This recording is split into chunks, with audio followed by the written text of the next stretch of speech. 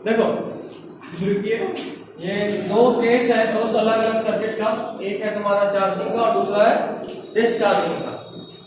अगर हम लोग बात करें सबसे पहले डिस्चार्जिंग का, तो डिस्चार्जिंग का पहचान ये है कि जो भी एक्सटर्नल सर्किट होगा या जो भी एक्सटर्नल रेजिस्टेंस होगा, जैसे कि आप यहाँ देख पा रहे हैं, देखो ये एक्सटर्नल तुम्हारा रेजिस्टेंस है यहाँ वाला, ये जो तुम्हारा सेल का पार्ट ही हो गया, ठीक है। अभी देखो इसमें करंट यहां से निकला और वो बाहर जा रहा है। अगर कभी किसी सर्किट में करंट पॉजिटिव से निकले और बाहर जाए तो उसको बोलते हैं केस ऑफ डिस्चार्जिंग। यहाँ पे करंट सेल से निकल रहा है, ठीक है। अच्छा ठीक, ऑन दिस कॉन्ट्ररी यहाँ पे देखो, यहाँ पे पॉजिटिव वाले में करंट आ रहा है ना। तो अगर पॉजिटिव वाले में करंट आए then you will be saying कि ये केस ऑफ क्या है, ये कोई एक्सटर्नल सर्किट मेन लाइन आया, उससे बैटरी चार्ज हो रहा है। जैसे आपका इन्वर्टर चार्ज हो रहा होता है, लाइट कटा देखो उस इन्वर्टर से आपका रेजिस्टेंस या बल्ब या फैन चल रहा होता है। तो this is case of discharging, this is case of charging. Last class में हमने टर्मिनल पोटेंशियल डिफरेंस के बारे में थोड़ा सा जाना था। Terminal potential difference is different in case of charging and discharging. अगर हम चार्जिंग की बात करें तो चार्जिंग में देखो क्या हो रहा है, आई मीन डिस्चार्जिंग यही केस है ना। इसको दो तरीके से लिखता है, हम आपको पहचानने के लिए क्या बताए। इन case of charging current positive terminal में एंटर करेगा और डिस्चार्जिंग में करंट पॉजिटिव टर्मिनल से बाहर आएगा, ये तो ठीक है। बट एग्जामिनेशन में इसको लिखने का एक और तरीका ये है, एग्जामिनेशन बोलता है कि अगर करंट का डायरेक्शन सेल के अंदर नेगेटिव टू पॉजिटिव रहा, देखो तो सेल के अंदर करंट यहां से निकला, ऐसे घूमता हुआ आया, सेल के अंदर क्या है, नेगेटिव टू पॉजिटिव। वापस सुनो, अगर सेल के अंदर करंट का डायरेक्शन नेगेटिव टू पॉजिटिव रहेगा तो उसको क्या बोलेंगे। देखो यहां पॉजिटिव से करंट निकला है ना, पॉजिटिव से करंट निकला, डिस्चार्जिंग। मतलब डिस्चार्जिंग बोलने का दो तरीका, या तो ये कहें कि पॉजिटिव से करंट निकले या फिर सेल के अंदर करंट का डायरेक्शन नेगेटिव टू पॉजिटिव हो, ठीक। अच्छा ठीक, इसका उल्टा डिस्चार्जिंग में अगर बोले तो क्या बोलेंगे, अगर पॉजिटिव में करंट जाए तो चार्जिंग होगा ही।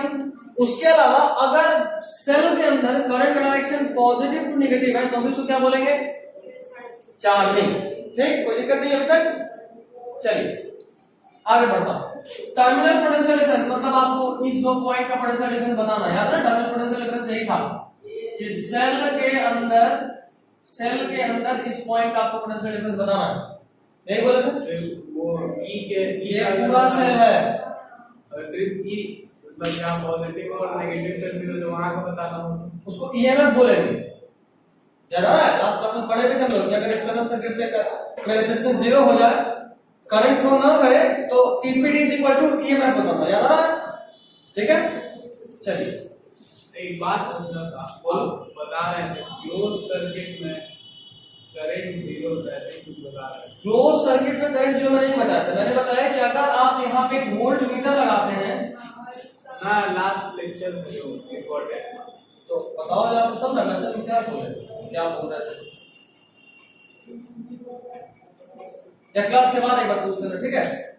क्लास के बाद पूछ लेना, अभी देखो 2 मिनट इधर देखो, है ना, यहाँ देखो। अगर अभी हम यहाँ ईएमएफ टीपीडी बताना शुरू करें तो ये हमारे पास सर्किट है, करंट का डायरेक्शन इधर है और आप इधर से इधर जा रहे हैं। तो चलो सबसे पहले एक सेल आएगा, पॉजिटिव टू नेगेटिव क्या होगा, करंट का डायरेक्शन से मतलब नहीं है नेगेटिव, इधर से जाना है, आप ऐसे जा रहे हैं। चलो इसको बोल रहे हैं, इसको बोल रहे हैं x, इसको बोल रहे हैं y, नेगेटिव। चलो vx माइनस, बताओ क्या आएगा, प्लस से माइनस ही है ना, ड्रॉप हुआ। उसके बाद ये आया एक रेजिस्टेंस जिसमें करंट का अपोजिट डायरेक्शन का मूव कर रहा है, तो plus IR is equal to vy, vx minus vy क्या होगा, e माइनस IR। यही पे आप बता रहे हैं कि IR 0 हो जाता है कैसे, ये उसी लास्ट क्लास में बताया, तो यही वाला केस था। बताया कि जब वोल्टमीटर लगाएंगे तो ये वाला IR 0 हो जाएगा, क्योंकि इस वोल्टमीटर का खासियत होता है कि इसका रेजिस्टेंस इनफाइनाइट होता है, और अगर रेजिस्टेंस इनफाइनाइट हो तो क्या यहाँ से करंट फ्लो करेगा, नहीं करेगा। और अगर करंट फ्लो नहीं करा तो फिर आई ही जीरो तो आई आर भी जीरो। ठीक, अभी देखो Vx माइनस वी वाई तो है टर्मिनल पोटेंशियल डिफरेंस है, ये तो क्या है, ठीक है, कोई दिक्कत नहीं बेटा। चलिए यहाँ पे खास बात देखो, टर्मिनल पोटेंशियल डिफरेंस ई से छोटा है या बड़ा है, देखो ना ई में से कुछ माइनस कर देता है आर टी मतलब ई से छोटा है, तो in case of discharging terminal potential difference is less than e. आगे बढ़ते हैं in case of charging. Charging में अगर हम बात करें तो वापस से यही वाला केस है, तो हमने आपको बस समझाने के लिए बनाया था। देखो आप करंट डायरेक्शन में मूव कर रहे हो, सीधा सीधा पहले इसमें तो इक्वेशन लिख के बताया, ये है x मान लो, इसको y मान लो, Vx माइनस ई, समझ में आ रहा, माइनस क्यों, करंट डायरेक्शन में रेजिस्टेंस क्रॉस कराया आपने, ड्रॉप होगा, माइनस आई आप कहां पहुंच गए Vy पे, Vx माइनस Vy क्या आया, e plus I R, predict. तो यहाँ पे यही तो था terminal potential difference, terminal potential difference e से छोटा या ज्यादा, ज्यादा, ई में कुछ ऐड करने पे आ रहा टर्मिनल पोटेंशियल डिफरेंस ई से ज्यादा, बस दिस इज द केस, कोई दिक्कत नहीं आता, कोई दिक्कत, चलो ठीक है। चलो तो अभी कुछ क्वेश्चंस हैं, क्वेश्चंस डील कर लेते हैं। क्वेश्चन बोल रहा है एक सेल है जिसका इंटरनल रेजिस्टेंस 1 ओम दिया हुआ है, क्वेश्चन नंबर है ये 39। नहीं हम कितना क्वेश्चन कर चुके अभी तक क्लास में इस चैप्टर में, अभी और करेंगे। एक सेल है जिसका इंटरनल रेजिस्टेंस 1 ओम दिया हुआ है, ठीक है, और बोल रहा है कि जब इसको हम लोग वोल्ट मीटर से कनेक्ट करें तो रीडिंग आया 5 वोल्ट। चलो कोई एक सेल है, उस सेल को जब आपने, उसमें इंटरनल रेजिस्टेंस कितना था 1 ओम, ये कितना था हमको नहीं पता, जब इसको हमने वोल्ट मीटर से कनेक्ट करा तो यहां पे रीडिंग क्या आया 5 वोल्ट, ये क्वेश्चन बोल रहा है, ठीक है। उसके बाद बोल रहा है कि find the new reading when the volt of the volt meter when cell is connected to a resistance of 9 ohm, ठीक है, तो ई है। अभी आपसे बोल रहा है कि इसी 1 ओम और ई ईएमएफ वाले किसी एक सेल को जब हमने एक एक्सटर्नल रेजिस्टेंस 9 ओम से कनेक्ट करा और उसके बाद जब हम इसका वोल्ट मीटर से रीडिंग ले रहे हैं, तो जरा इसका रीडिंग बताना है,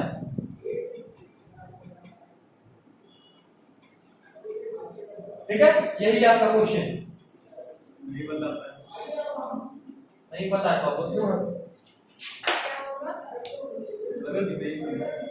नहीं समझ में आया, समझा रहे, वापस से सुनो। क्वेश्चन बोल रहा है कि कोई एक सेल है, ईएमएफ का इंटरनल रेजिस्टेंस 1 ओम था, जब इसको वोल्ट मीटर से हमने कनेक्ट करा तो रीडिंग कितना आया 5 वोल्ट। चलो उसके बाद हम बता रहे हैं आपको कि एक और कोई सेल है, मतलब वही सेल वही इंटरनल रेजिस्टेंस, उसको हमने एक एक्सटर्नल सर्किट R 9 ओम से भी कनेक्ट करा है, और उसके बाद हम आपसे पूछ रहे हैं जरा बताओ इस वोल्ट मीटर का रीडिंग कितना होगा, ठीक। चलिए सबसे पहले तो ये बताइए कि क्या आपको ई का वैल्यू गिवन है, हाँ या ना, ई का वैल्यू गिवन है या नहीं गिवन है, निकल सकता है, सीधा सीधा गिवन है, हाँ 5 वहां दिया होगा, 5 वहां दिया हुआ है, और ये कहां गया, ये भी तो होगा। लास्ट क्लास में हमने परसों ही पढ़ा था, लास्ट क्लास में हमने परसों ही पढ़ा था कि जब आप किसी सेल को सिर्फ वोल्ट मीटर से कनेक्ट करते हो तो चूंकि यहाँ पे करंट 0 होगा, इसकी वजह से कोई ड्रॉप मिलेगा, और उस वक्त हमने पढ़ा था कि ये जो टीपीडी है, जो इसको ये रीड कर रहा है, टीपीडी इज इक्वल टू ई था, याद आ रहा है, तो मतलब अगर ये 5 है तो ये भी कितना, इस वजह से वो आंसर होगा, ना कि इसलिए कि वो ऊपर दिया होगा, ठीक। अभी देखो जिसका वैल्यू 5 हमें मिल गया, कहां से, अभी हमें ये बस रीडिंग निकालना है, देखो ना, हमको बस इस पॉइंट का और इस पॉइंट का पोटेंशियल डिफरेंस तो फाइंड करना है ना। एक काम करते हैं, अगर को करंट मिल गया तो ये वाला काम इसके क्रॉस ड्रॉप निकाल लेंगे, और ड्रॉप निकालेंगे तो हमारा काम हो जाएगा, हमको ये जो रीडिंग करेगा क्या रीड करेगा, इस पॉइंट और इस पॉइंट का पोटेंशियल डिफरेंस। ठीक, इन दोनों पॉइंट का पोटेंशियल डिफरेंस निकालने के लिए अगर हम किरचॉफ लॉ से सोचें तो सब कुछ है मेरे पास, ये दिया हुआ है, बस यहाँ पे करंट मिल जाए, इसके क्रॉस ड्रॉप निकाल लेंगे।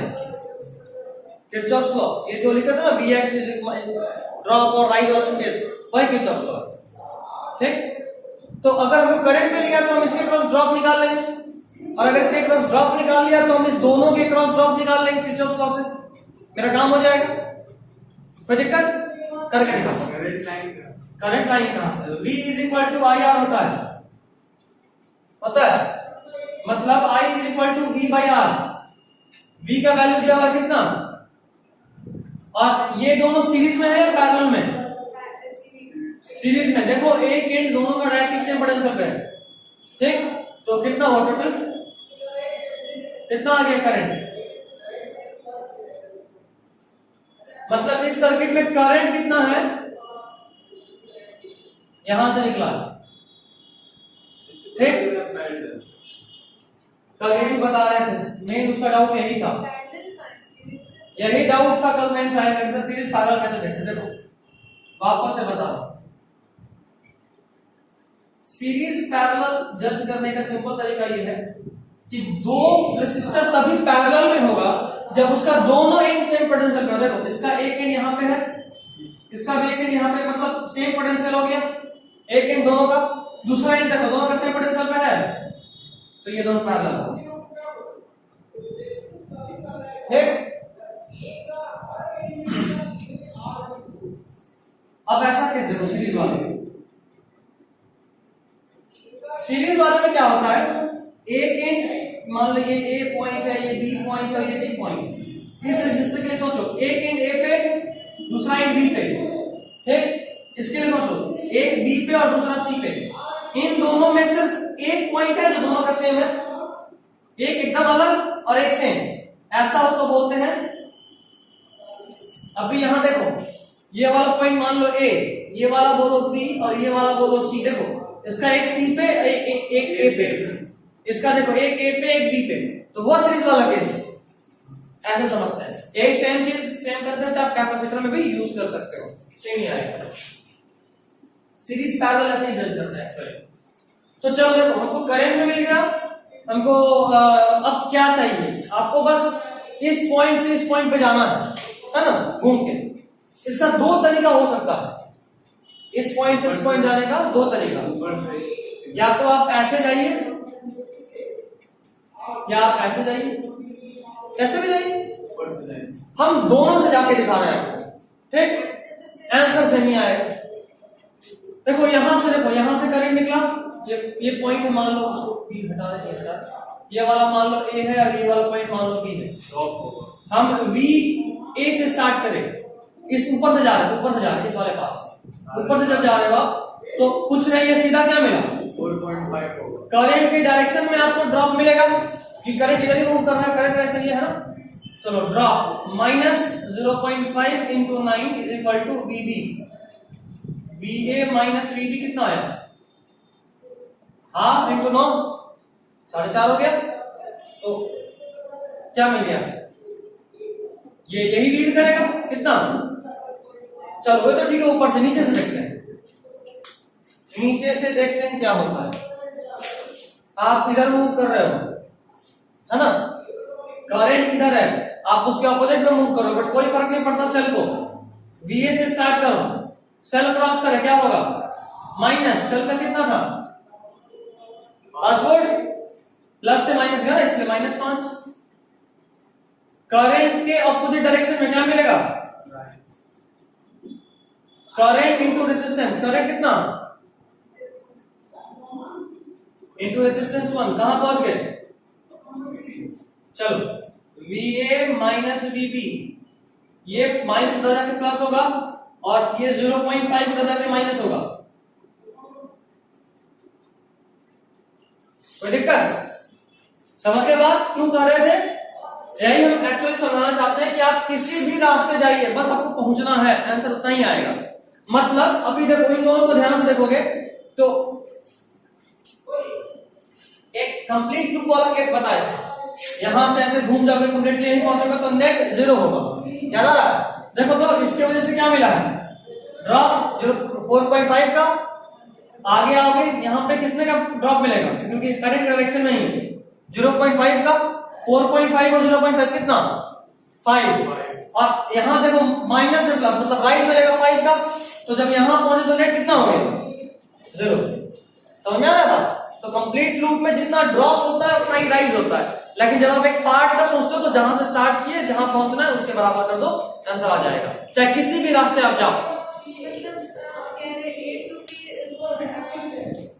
किसी भी रास्ते सर्किट में जाओ।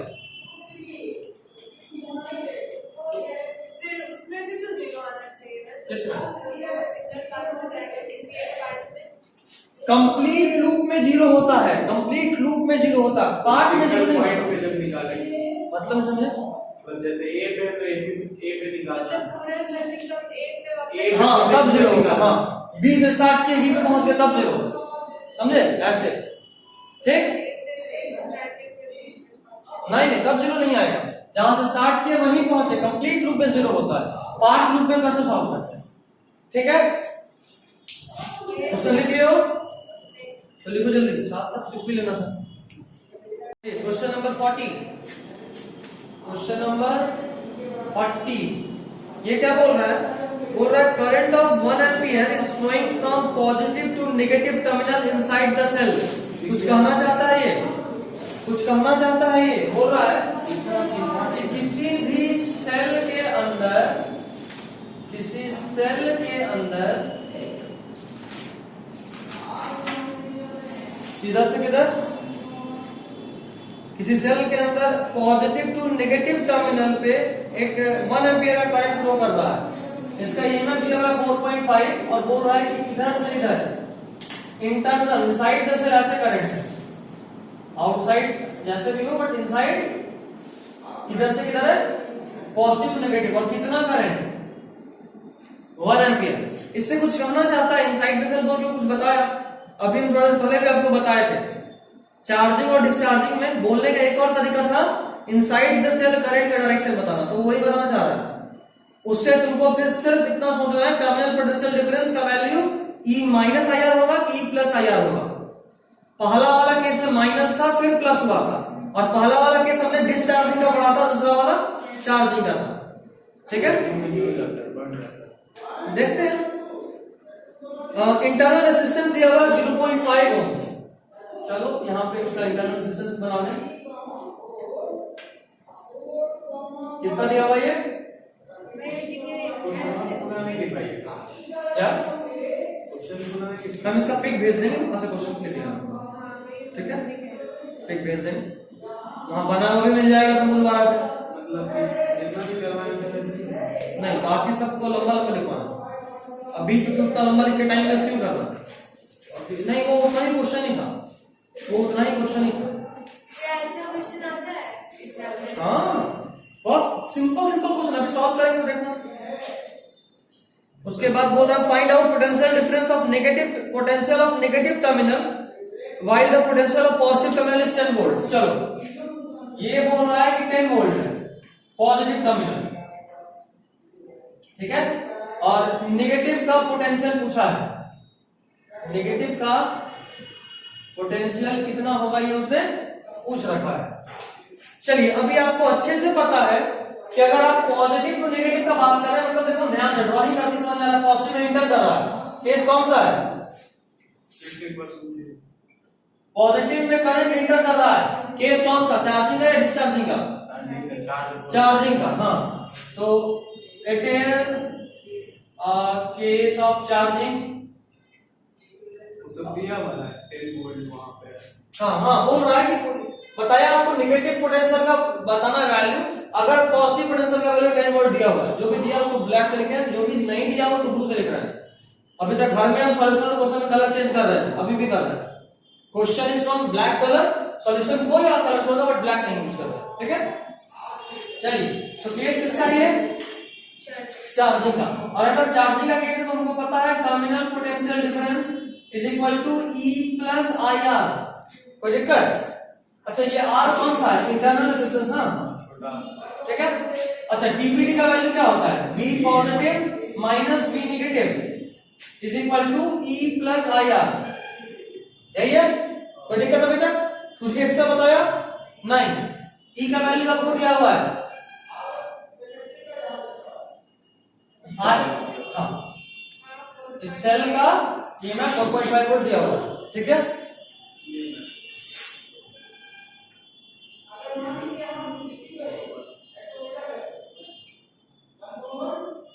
अभी ठीक है? चलो, तो ये क्या हुआ?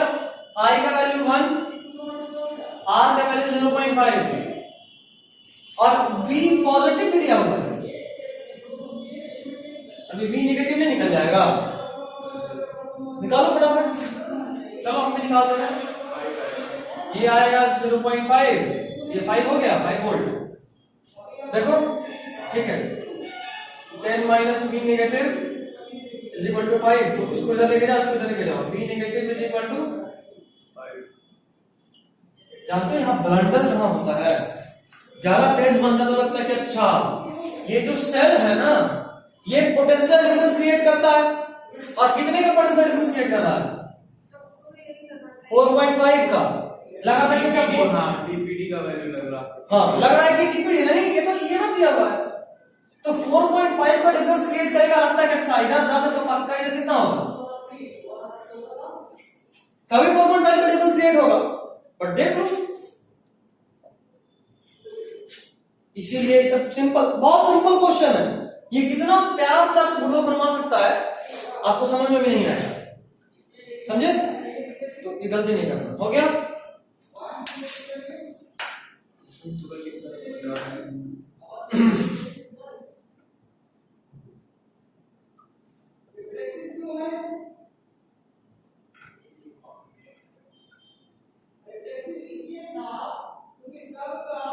आगे बढ़ो, ठीक है, फटाफट से लिखो। चलो, अगला क्वेश्चन है, बोल रहा है कि एक रेजिस्टेंस है 4 ओम का, जो कि कनेक्ट किया हुआ है एक सेल से, और 2 एम्पियर का करंट फ्लो हो रहा है इससे। चलो, क्वेश्चन नंबर कौन सा? 41। माइंडेड, ये इंपॉर्टेंट कंसेप्ट। अभी तक तो सबको सिंपल सिंपल चल रहा था, ये हल्का सा ट्विस्ट है, हल्का सा, बिल्कुल टेंशन नहीं लेना। देखते हैं क्या, अभी हमको भी याद है, बस हम इंपॉर्टेंट लिखेंगे, मतलब उसमें कुछ टेंशन है। क्वेश्चन बोल रहा है resistance 4 ohm connected to a cell, then 2 ampere current flows through it.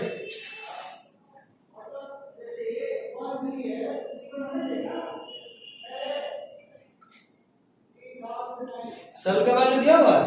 नहीं। इंटरनल रेजिस्टेंस का वैल्यू है? नहीं। चलो, ना तो ये E दिया हुआ है और नहीं ये R दिया हुआ है, दोनों को वेरिएबल मान लिया। रेजिस्टेंस दिया हुआ है 4 ओम, और तब इसे जो करंट फ्लो कर रहा है वो दिया हुआ है कितना? 2 एम्पियर। ठीक है? उसके बाद बोल रहा है if the cell is connected to a resistance of 9 ohm, then the current is decrease by 50%। चलिए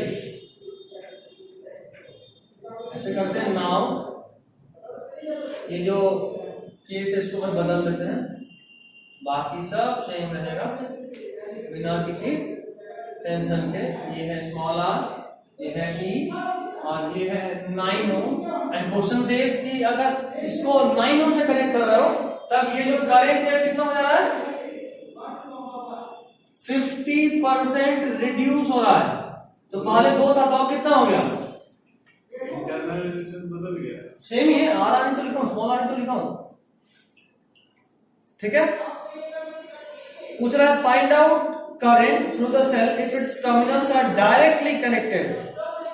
find out current through the cell if its terminals are directly connected. Find out current through the cell when its terminals are directly connected। जानबूझ के ये line लिखा हूं, इसका मतलब समझ लो क्या है? इसका मतलब ये है कि आपने ऐसे कनेक्शन करा है, ये E और ये R, और आपने एक ऐसे कनेक्शन करा सिर्फ एक वायर से। अभी आपने ऐसे कनेक्शन करा तो ई भी है और स्मॉल आर भी है, तो इससे करंट फ्लो करेगा जीरो। कहाँ पे? ये डायरेक्ट करंट कैसे होगा? ये इस सर्किट से करंट तो जीरो हो जाएगा। ये वाले का बात करें, नहीं ओपन होगा। ये वाला क्या डायरेक्ट कनेक्शन? ये दोनों ये एक बैटरी था, उस बैटरी में जब चार, देखो ये कंप्लीट एक बैटरी है, ये कंप्लीट एक बैटरी है और उसी तरह ये कंप्लीट एक बैटरी है, कोई दिक्कत? ठीक। अभी उस बैटरी से जब 4 ओम का रेजिस्टेंस जोड़े तो करंट 2 एम्पियर है, उस बैटरी से जब 9 ओम का रेजिस्टेंस जोड़े तो क्वेश्चन बोल रहा है कि करंट पहले वाले के हाफ हो गया, ठीक। और उसके बाद बोल रहा है कि अब हम एक उस बैटरी को सिर्फ वायर से दोनों टर्मिनल को जोड़ दे डायरेक्टली, तो करंट कितना होगा, ठीक। कोई दिक्कत? कहां बताओ? मतलब resistance We can find out current to the cell with it's terminal और डायरेक्टली कनेक्टेड। हाँ, दोनों का मतलब जो सेल का nine- प्लस और माइनस को डायरेक्टली जोड़ दिए। तो ऊपर में तो 2 कंडीशन दिए थे ना, एक जिसमें 4 और एक 9 था। हमको उससे क्या फर्क पड़ रहा? हमको क्वेश्चन जो हुआ हम भी बस वो लिखे हैं, ये जो लाइन बोला वो ये चीज है कि नहीं, ठीक। अभी हम सॉल्व थोड़ा ना किया, हम तो क्वेश्चन ही लिखा और उसके बाद पूछा कि यहाँ पे जरा बताओ करंट कितना होगा। एक बात तो समझ में आ रहा है, अभी थोड़ा सॉल्यूशन का पार्ट कर दें, उसके बाद क्वेश्चन पे अप्रोच कैसे लेना इसका आइडिया हो जाएगा। अगर हम यहाँ पे सोचे, हमसे जो पूछा, जो दिया है भूल जाओ, जो पूछा है वो है करंट और हमको पता है कि I = V/R होता है, मतलब कि हम इस करंट को तभी निकाल सकते जब हमको ये E मिले और जब ये R मिले, ठीक। ठीक नहीं है? कोई दिक्कत? कोई दिक्कत नहीं? चलो, अगर ये बात समझ में आ रहा है कि इतना में कोई दिक्कत नहीं है तो फिर ऐसे सोचो कि हमको E और R के लिए यहाँ पे 2 वेरिएबल और 2 इक्वेशन बनेगा, 2 वेरिएबल और 2 इक्वेशन, मेरा आंसर नहीं आएगा। देखो तो इस केस में हमको पता है I = V/R होता है, केस 1 लिख रहा हूं, इसको बोलता हूं केस 1, इसको बोल रहा हूं केस 2। I दिया हुआ है 2, V हमको पता है क्या? नहीं। R पता है 4 + R होगा, ये 4 + R होगा, समझ में आ रहा है? R इक्विवेलेंट, क्योंकि ये दोनों सीरीज में है। यहां से इक्वेशन आएगा 8 + 2R = E। कोई दिक्कत? उसी तरह यहां पे केस 2 बनेगा, 1 = E/9 + small r। Direct divide कर क्या करेंगे? नहीं करेंगे, करेंगे नहीं करेंगे, E कट E कट जाएगा, जो हमको दिक्कत हो जाएगा, हमको E भी चाहिए। देखते हैं, कर सकते हैं, बिल्कुल कर सकते हैं। डायरेक्टली डिवाइड करेंगे तो E कट जाएगा, 1/2 = 9 + R/4 + R आएगा। समझ में आ रहा है? करके दिखाओ। 9 + R by 9 + R is equal to 8 + 2R।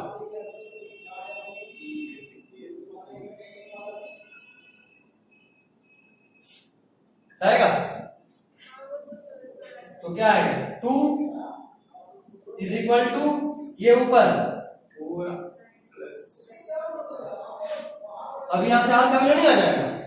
चलो सॉल्व कर ही लेते हैं, कितना आएगा? 8 + 2R = 9 + R। चलो इसको इधर लेके आओ, हो जाएगा R, और इसको इधर लेके जाओ, होगा 1। स्मॉल r का वैल्यू कितना है? 1।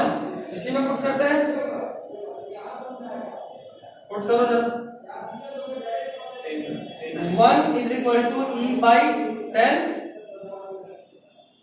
कोई दिक्कत? E भी मिल गया, R भी मिल गया। अभी आओ यहां पे, I = V is और R is स्मॉल r। कोई दिक्कत है तो बताइए।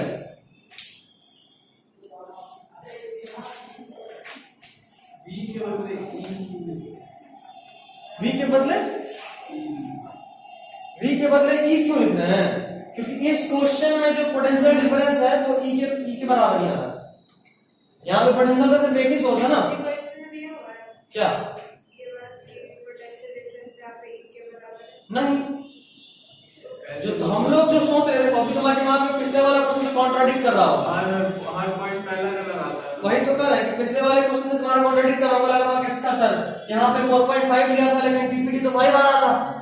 लेकिन अब वो टर्मिनल पोटेंशियल डिफरेंस है, 2 पॉइंट का टर्मिनल डिफरेंस, यहाँ वो थोड़ा ना पूछा, यहाँ तो आपको टोटल जो पोटेंशियल का सोर्स है बाय टोटल रेजिस्टेंस करना, 2 पॉइंट का डिफरेंस थोड़ा ना यहाँ देखना।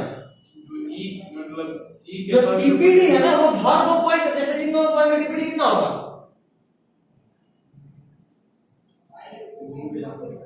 बुढ़बक वाला बात करते हो तुम लोग। ये 2 पॉइंट है, वहां पे तो सेम होगा, ए और ये बी, दोनों के बीच में कोई डिफरेंस है क्या? नहीं, तो टीपीडी 0 हो जाएगा, सिंपल। समझे बात? हाँ, चुपचाप चलो। Next is combination of cell.